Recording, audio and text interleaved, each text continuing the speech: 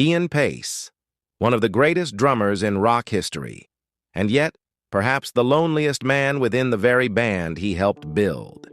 As Deep Purple went through endless cycles of lineup changes, fractures, and reunions over half a century, everyone left at some point, except him. No one ever truly knew why. Maybe it was loyalty, or maybe he simply had nowhere else to belong. Since 1968, when Deep Purple was still an unknown name in London, up to the day they became hard rock legends standing shoulder to shoulder with Led Zeppelin and Black Sabbath, Paice has always been there, sitting behind the kit, silently keeping time for the souls burning under the spotlight. The band could change singers, swap guitarists, split apart, reunite, and fall apart again like an endless line of dominoes. Yet he never disappeared. No scandals, no noise, no flashy solos.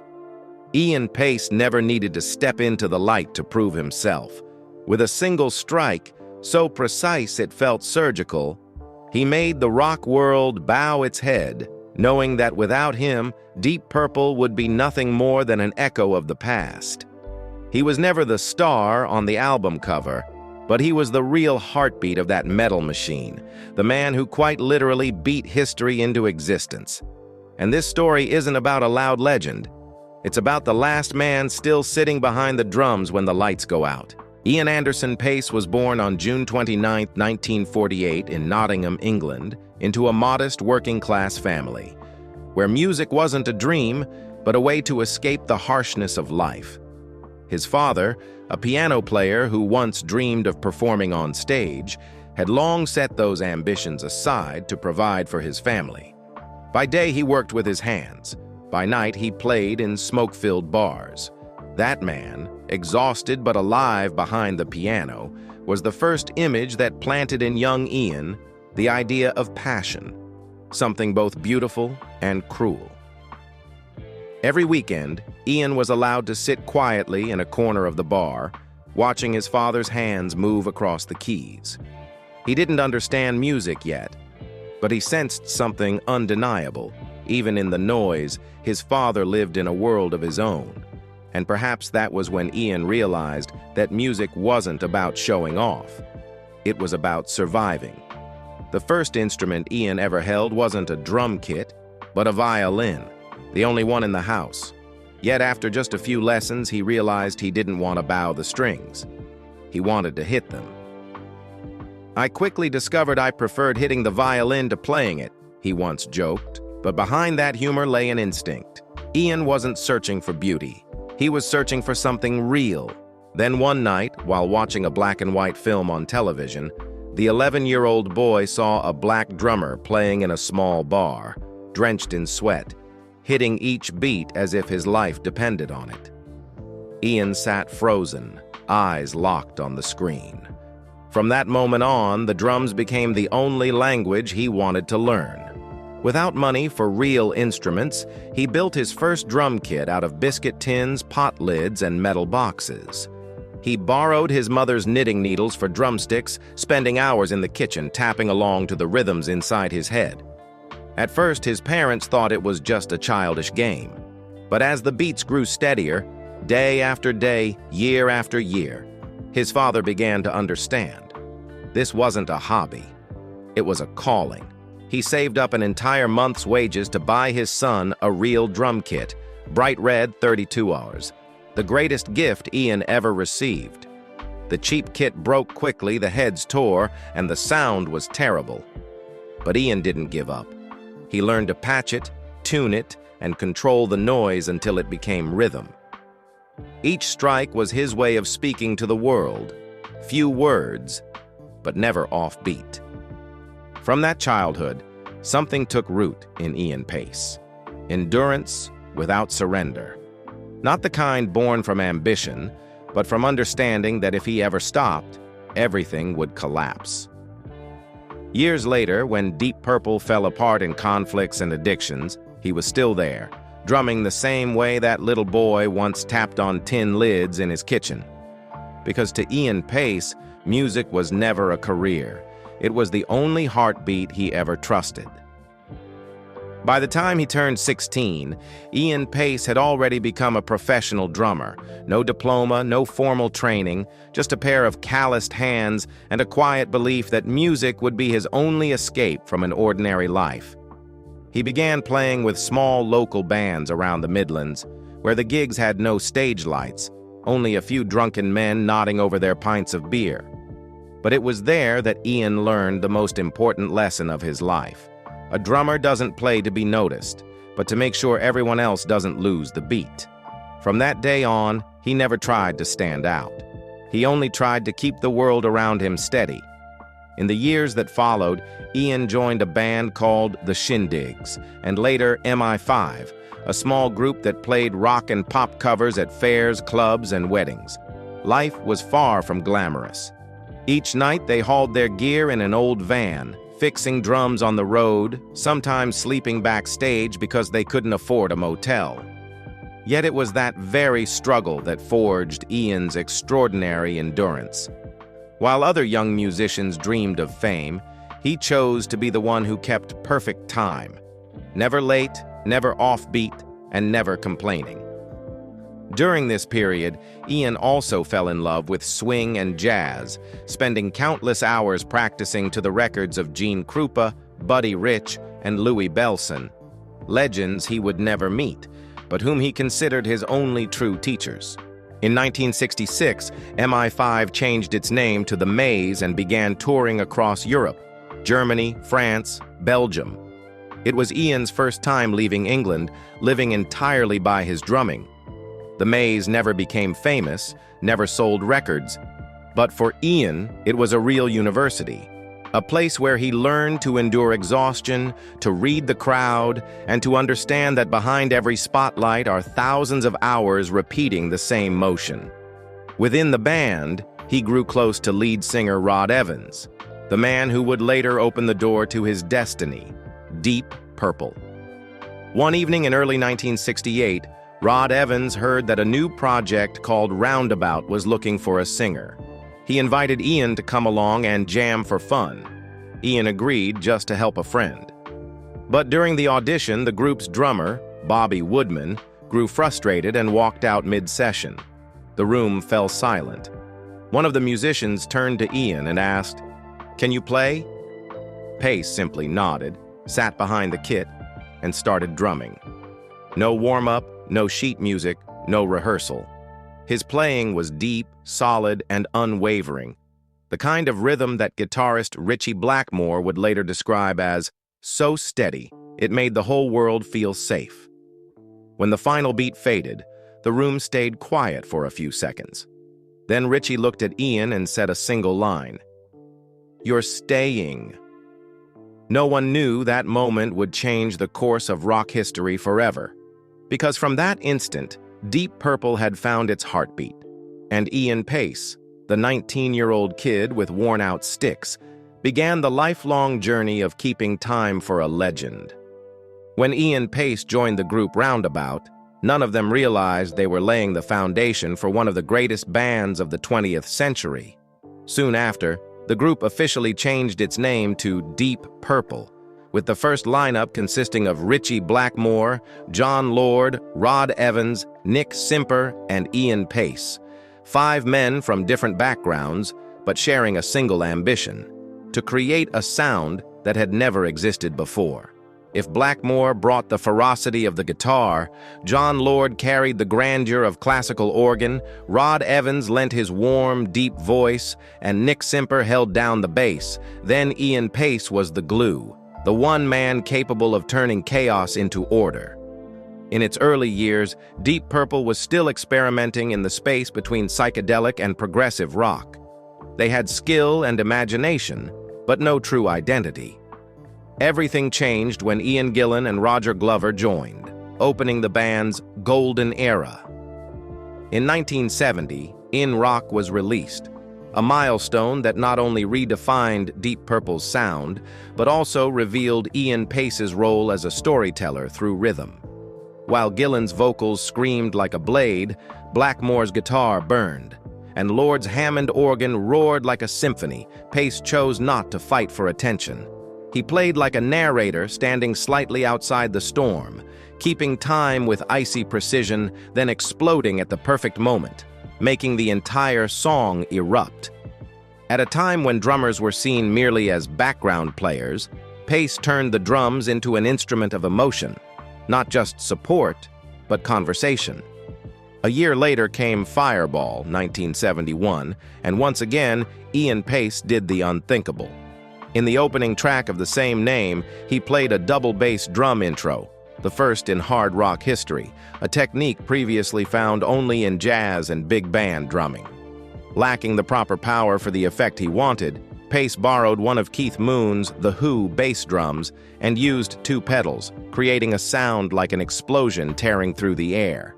It lasted only seconds, but it started a technical revolution, making the double bass setup a defining standard for metal drummers thereafter. Fireball wasn't just a song, it was a declaration. Deep Purple didn't just play rock, they redefined it. And at the center of that declaration was Ian Paice, the drummer who played not to show off, but to push music forward.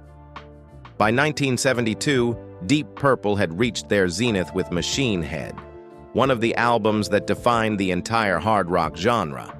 From the legendary riff of Smoke on the Water to the furious pace of Highway Star, everything rested on Ian Paice's foundation, tight, sharp, and full of soul. No one else in the band could harness that raw power as he did. At a time when guitar, vocals, and organ were fighting for dominance, Paice was the steady spine holding it all together, a backbone amid the storm. Every movement of the band, whether frantic or still, followed the pulse he set. And when Deep Purple performed live on Made in Japan, audiences finally understood why Paice didn't need to flaunt his talent to make an arena erupt. In his 10-minute drum solo, he didn't play like a man flaunting technique. He sculpted time itself, turning each hit into breath, each pause into a heartbeat measured by feeling. No noise, no chaos, just a craftsman shaping the moment. But behind the roaring crowds and sold-out shows, a dark undercurrent was growing within Deep Purple. The massive success of Machine Head and Made in Japan brought fame, but also crushing pressure. Endless tours, recording schedules, interviews, media demands, and record label expectations piled into an unbearable weight. Beneath the blinding stage lights, small cracks began to show. Who was the true center of the band? Who got more writing credits? Who deserved higher pay? Ritchie Blackmore was too proud, John Lord too perfectionist, Ian Gillan wanted to steer the band elsewhere. And in the middle of it all stood Ian Paice, silently watching the structure he'd built start to fracture. In 1973, after months of conflict and tense shows, Ian Gillan and Roger Glover announced their departure. It was the first major shock. Deep Purple had lost its defining voice and its most intuitive bassist. To fill the void, they brought in David Coverdale, a young singer with a soulful, powerful tone, and Glenn Hughes, a bassist vocalist steeped in funk influences. The change brought new colors, rich and magnetic, but also distorted the hard rock spirit that defined Deep Purple. Rehearsals began to split into two musical poles. Coverdale and Hughes leaned toward groove and melody, while Blackmore and Paice fought to preserve raw, hard-edged rock. When the rift became irreparable, Ritchie Blackmore, the founder and soul of the band, left in 1975 to form Rainbow. It wasn't just a musical break, it was an emotional wound. No one knew what would become of Deep Purple. They recruited Tommy Bolin, a gifted but reckless young American guitarist, bursting with talent and addiction. On stage, he played like a man possessed. Off stage, he drowned in drugs. Deep Purple plunged into chaos. Members drifted apart, shows were sloppy, critics mocked, audiences faded. Then tragedy struck like a missed beat. Tommy Bolin died of a drug overdose in 1976 after a show in Miami. The world believed Deep Purple was finished. A band that had defined hard rock was now a memory. But while everyone else packed up, Ian Paice stayed. He no longer cared about fame or money. He only knew that if no one kept the rhythm, everything they'd built would vanish. "Someone has to keep time or it all falls apart," he once said in a brief interview. And so he stayed, drumming in half-empty halls, recording in near-empty studios, still sitting behind the kit as if nothing had changed. As the names faded one by one, only Ian Paice remained, the man who refused to abandon ship even when it was sinking. Perhaps because, for him, Deep Purple wasn't just a band. It was the only home he had left. And among the ruins, he kept drumming, beat by beat, as if his heart still wouldn't allow him to stop. After Deep Purple officially disbanded in 1976, Ian Paice entered the emptiest period of his career. For the first time since his teenage years, he no longer had a band to play with. But instead of collapsing under the breakup, Paice chose to do the only thing he knew best: to keep playing. He joined short-term projects, accepted invitations from old friends, and gradually became one of the most in-demand drummers in England. Not because he showed off his technique, but because everyone who had ever played with him said the same thing. He never loses the beat, even when everything around him is falling apart. During that time, Paice began collaborating with Whitesnake, the new band formed by David Coverdale, his former bandmate in Deep Purple. The name alone drew immediate comparisons in the press, even earning Paice a cruel nickname, the traitor drummer. The British media called him disloyal, someone who plays for whoever pays, and accused him of clinging to past glory. But Paice never responded. He only smiled in a brief interview and said, "I don't choose sides, I choose music." A short sentence, but it became the declaration that defined the rest of his life. With Whitesnake, Paice helped build the band's stable foundation, guiding Coverdale to find his own sound before the group rose to fame. After that, he collaborated with Gary Moore, the Irish guitarist known as the burning soul of blues rock. The two recorded together on the album Corridors of Power, 1982, and Paice described it as one of the most creative periods of his life. "Gary didn't need me to keep time. He needed me to breathe with the music." He was also invited to collaborate with Paul McCartney on Run Devil Run, where he played drums for a Beatle, but still remained himself. Humble, focused, never stepping ahead of the rhythm. In the post-Deep Purple years, Paice was no longer standing in the main spotlight, but he never left music. If before, he kept time for one legend, now he became the heartbeat of many worlds, from blues and pop to hard rock. Wherever he went, he left behind the same thing: absolute precision and the dignity of a man who never lost himself. In 1984, when Deep Purple seemed to exist only as a golden memory of the 1970s, the news of a reunion of the Mark II lineup, Gillan, Blackmore, Glover, Lord, and Paice, shocked the entire rock world. No one believed that five men who had once sworn never to face each other again could sit together in one studio. But when the first notes of Perfect Strangers rang out, all doubts disappeared. It was not just the return of a band, it was the rebirth of a soul. Gillan sang with maturity, Blackmore played as if the fire in his hands had never gone out, and Ian Paice, after nearly a decade of wandering, drummed with the power and precision of a man who had never left. The album was a huge success, topping charts on both sides of the Atlantic, and their world tour became one of the biggest events of the year. Deep Purple, the band thought to be dead, had come back stronger than ever. After the resounding success of Perfect Strangers, Deep Purple did not stop at reunion glory. They continued on a long, enduring journey, one of the rarest in rock history, not to prove anything, but simply because they still had something left to say. Though tensions still flared at times, with old egos clashing out of habit, the band persisted in creating, releasing new albums as ongoing chapters of an unfinished legend. In 1993, they released The Battle Rages On, the final album featuring Ritchie Blackmore. The studio atmosphere was so tense that each member recorded his part separately. But that very tension gave the album a fierce energy. Paice's drumming on Anya and The Battle Rages On was heavy, like the footsteps of men who had fought too many battles. When the album was completed, Blackmore left the band for the last time, leaving behind a crack that would never be healed. Many thought that would be the end, but Deep Purple kept going, as if the clock in Paice's hands had never stopped ticking.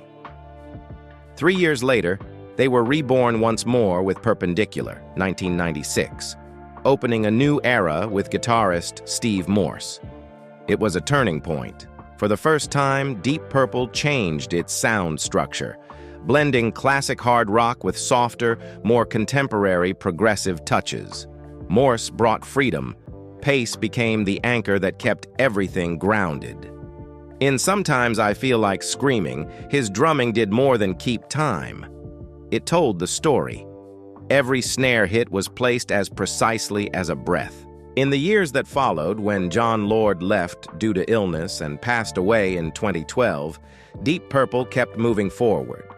For Paice, it was a great personal loss, because Lord was not only a colleague, but also an older brother and a dearest friend. But as always, he chose silence, letting his drums speak for him. And the following year, when Now What? 2013 was released, it felt like a farewell to the one who was gone. The album carried a somber, introspective tone, with Paice's drumming slower and steadier, no longer trying to conquer the world, only to preserve the memories of those who had departed. By the time Whoosh 2020 arrived, Deep Purple no longer needed to prove their power. In their 70s, they made music with the freedom and calm of men who had weathered every storm. Paice played softer, less explosively, yet every stroke carried the weight of experience. The album became a gentle but profound declaration, an affirmation that they were still here, not as legends, but as survivors. Then Turning to Crime, 2021 was released. An album entirely of covers, a tribute to the artists who had once inspired them. For Paice, it was one of the rare moments when he could play just for fun, with no pressure, no obligation, only pure love for rhythm. Amid all those changes, the lineup shifts, losses, reunions, and the quiet passage of time, Ian Paice never once left his seat. He is the only member to appear on every Deep Purple album since 1968, a living testament that loyalty and endurance can themselves be a form of genius. While others argued over roles and recognition, he did the only thing he believed in, keeping time, for the music, for the band, and perhaps for his own life. In 2016, while Deep Purple was touring in Sweden, Paice suffered a mild stroke. For the first time in nearly 50 years, he was forced to cancel a show. The news spread quickly, shocking the rock world. The man once called the machine that never misses a beat was now stopped by his own heart. But only a month later, Paice returned to the stage. His hands still trembled. His face was gaunt, but his eyes burned bright. When he walked out, the audience rose, clapping for several minutes. Paice said nothing. He simply sat down, picked up his sticks, and started to play. The first beats were slow and soft, then faster, stronger, until the whole hall erupted as if witnessing a miracle. At that moment, no one saw a musician recovering from illness. They saw a man who had conquered time itself. Because Ian Paice never played with technique alone, but with will. He proved that some heartbeats, once bound to music, can never fall out of rhythm. And from that night on, Ian Paice was no longer just Deep Purple's drummer. He became a symbol of perseverance, loyalty, and an unshakable love for music. After surviving his stroke in 2016 and returning to the stage to thunderous applause from thousands of fans, Ian Paice once said a short sentence that made the entire hall fall silent. "If I can still stand up, it's because someone is waiting for me at home." That someone was Jackie Paice, the woman who had walked beside him for nearly half a century, not through glamour, but through quiet strength. They met in the mid-1970s when Deep Purple was falling apart and Paice was constantly touring across Europe, surrounded by the noisy glow of the rock world. Jackie was the opposite of everything in that life. Not part of the music scene, not fond of parties, knowing nothing about show business. They met at a small gathering in London, introduced by mutual friends, just a polite greeting, a smile, and nothing more. But a few weeks later, when Paice returned from a tour in Germany, that same girl unexpectedly appeared backstage at one of his shows. She didn't ask for an autograph or a photo. She simply said one quiet sentence. "You play the drums as if you're trying to hold on to something." Paice froze. No one had ever spoken to him like that. And perhaps from that very moment he realized. She had seen the part of him that the rest of the world never could. Their love began quietly, almost in secret.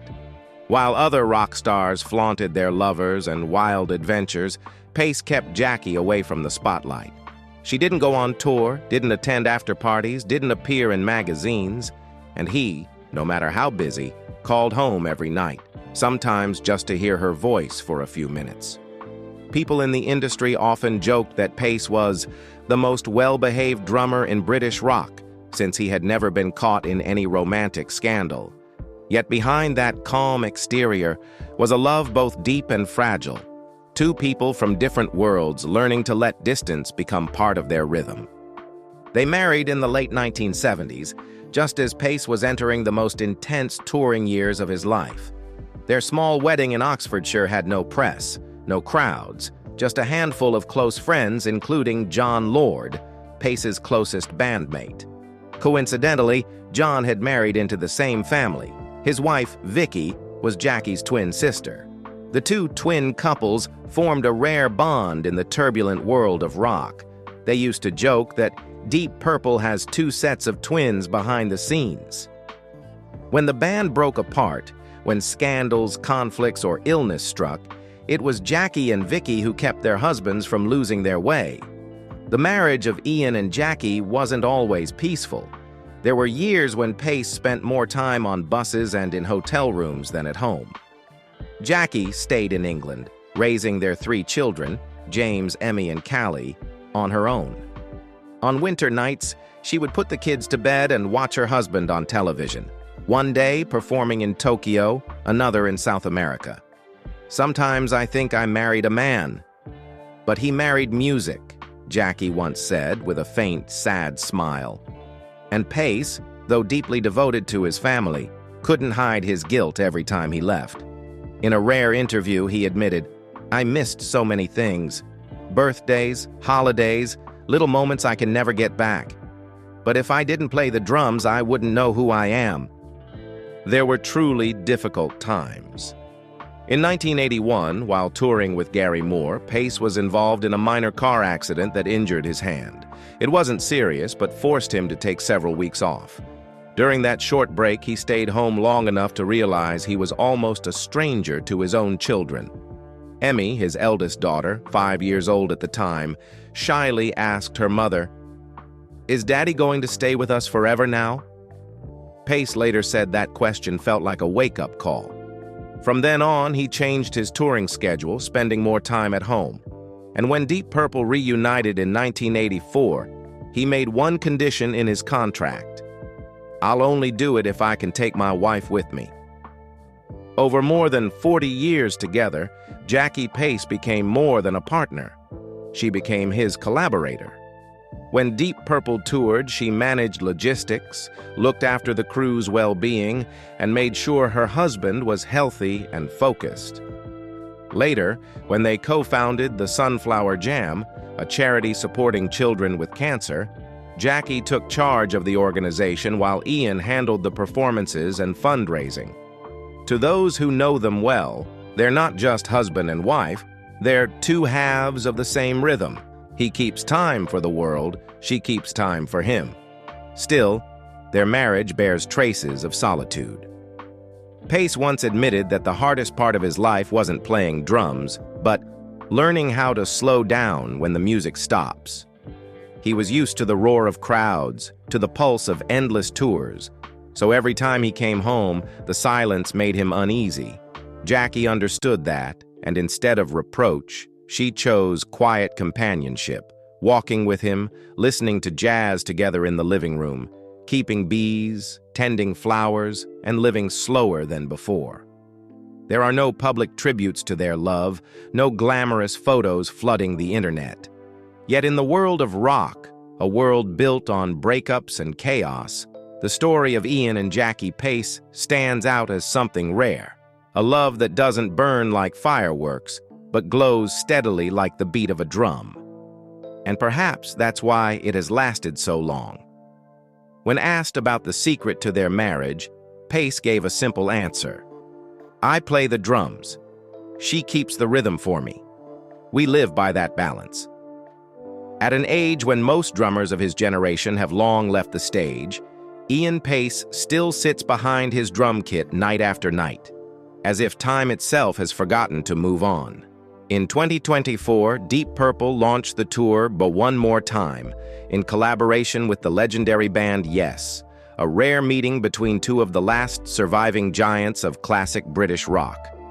The tour began in the United States, passed through dozens of major cities, and was quickly regarded as the unofficial farewell journey of both groups. Yet on stage, there was no trace of farewell. At the center, behind the instruments and lights, Paice sat, his hair silver, his shoulders slightly stooped, but every strike of his sticks remained powerful, steady, and astonishingly precise. The show at the O2 Arena in London was the emotional peak of the tour. Nearly 20,000 people filled the hall, roaring as he appeared. Without a greeting, without a warm-up, Paice simply raised his sticks and struck the opening beat of Highway Star, the same motion he had made more than 50 years earlier. When the mid-song drum solo arrived, the lights dimmed until only the sound of his drums remained, steady, like a heartbeat. No flash, no showing off, just a man who had lived through everything, now retelling his life story through rhythm. When the song ended, the audience stood, not out of nostalgia, but because they knew they were witnessing something rare, an artist still at his peak after half a century, not through fame, but through absolute devotion to music. As 2025 began, Deep Purple showed no sign of stopping. The band announced a new world tour, expanding to places they had never played before: São Paulo, Brazil, Tbilisi, Georgia, Dubai, UAE, Kuala Lumpur, Malaysia, and more. On every stage, whether in a grand theater or an open-air festival, there was always that familiar sight. Ian Paice sitting quietly behind the kit, no microphone, no introduction, letting the drums speak for him. In a recent conversation with producer Rob Cass, he confirmed that Deep Purple is preparing a new studio album. When asked about age, he simply smiled and said, "As long as the drums keep beating, I'll still be here." Beyond performing, Paice continues to appear at drum clinics and podcasts around the world, not to teach technique, but to pass on spirit. He speaks about breathing control while playing, about discipline and humility, the qualities every drummer should have. In these sessions, he doesn't speak like a master, but like a fellow musician, often repeating his long-held philosophy. Don't play so you can be heard. Play so no one else loses the rhythm. Those simple words have earned him more respect among young players than any grand speech could. He doesn't use social media. He makes no declarations, no lengthy statements.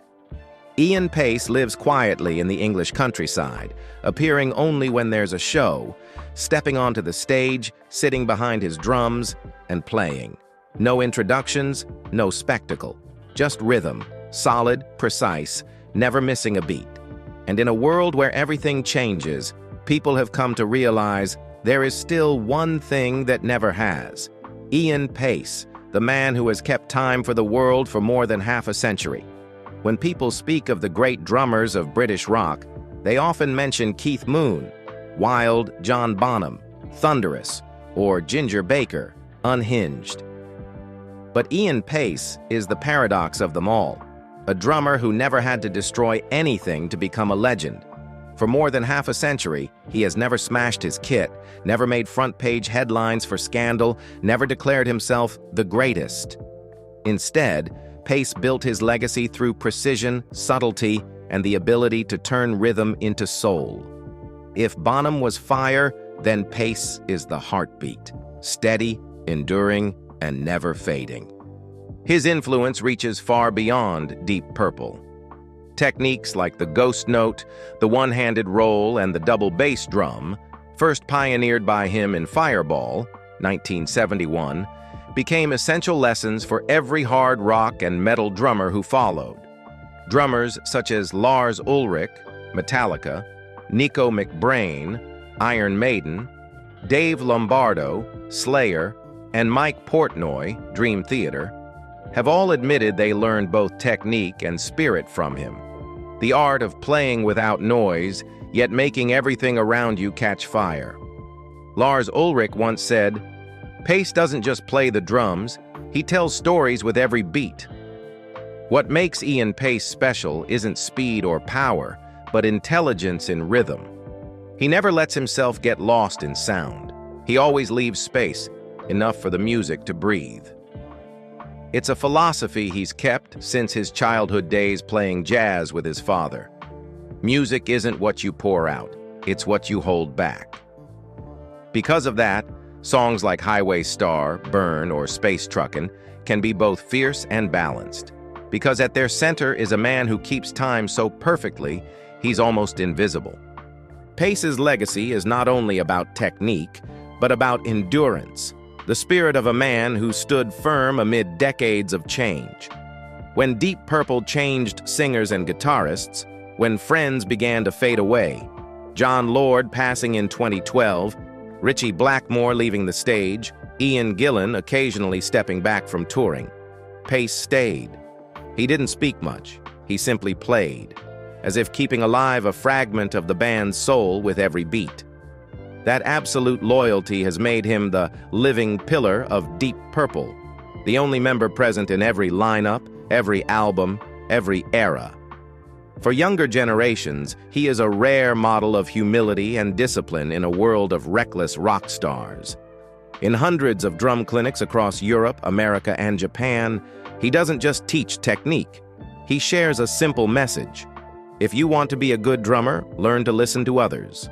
That, more than any flashy solo, is what makes him known not only as a great drummer, but as the last man who truly understands the rhythm of humanity in the world of metal. Today, with Deep Purple enshrined in the Rock and Roll Hall of Fame and countless young musicians still covering smoke on the water in rehearsal rooms across the globe, Ian Paice's name is spoken with a special kind of respect. He never tried to stand in front, yet history placed him in a position no one else could fill. Because sometimes, it's the quietest people who keep the music alive. Ian Paice has never needed applause. He doesn't speak of greatness, doesn't philosophize about fame. He simply sits behind his kit and lets the sound tell the story. And perhaps that silence is what makes him unforgettable. A man who has kept time for an entire era and still keeps time for himself. When the lights go out and the audience goes home, he stays behind, wiping his sticks, adjusting his pedals, smiling softly, ready for the next show. In a world where everyone shouts to be heard, Ian Paice chooses to make people listen, through silence. And perhaps that is the true power of a legend. What about you? Looking back at the journey of Ian Paice, the man who kept the beat for half a century of rock, what do you feel? Share your thoughts below, and don't forget to like, subscribe, and turn on notifications so you won't miss the next stories, where we bring you the lives of legends, told through the real rhythm of their hearts.